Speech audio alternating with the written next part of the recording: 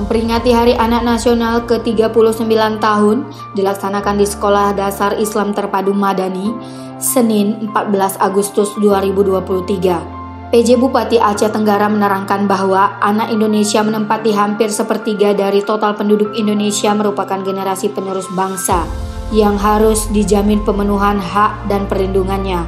Sehingga berbagai permasalahan seperti kekerasan, perkawinan yang harus berhadapan dengan hukum dan menjadi tantangan bagi bangsa Indonesia untuk mewujudkan generasi yang tangguh dan berkualitas dalam mencapai Indonesia Emas tahun 2045 mendatang, di mana kualitas anak dan generasi muda sangat menentukan tingkat kemajuan sebuah bangsa.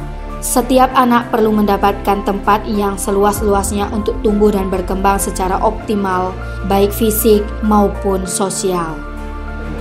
Momen acara ini yang sebelumnya belum pernah diperingati menjadi momen awal bagi kita dan mempersiapkan generasi Madani, generasi emas menuju Indonesia, generasi Indonesia tahun 2045. Kita berharap dengan anak-anak kita yang kita persiapkan sekarang, anak-anak yang berkarakter, tentu ini adalah anak-anak yang harapan kita semua.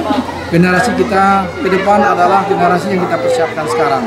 Maka pemerintah, termasuk pemerintah Kabupaten Aceh Tenggara, juga melakukan beberapa kegiatan-kegiatan yang berusaha untuk menuju ke arah ke sana. Salah satunya adalah baru ini kita sudah menjadi kabupaten layak anak dengan berbagai usaha kita bersama, kolaborasi kita bersama, sinergi kita bersama, sehingga dalam mempersiapkan semua hal-hal terkait dengan penyiapan kabupaten layak anak dengan predikat Pratama. Demikian.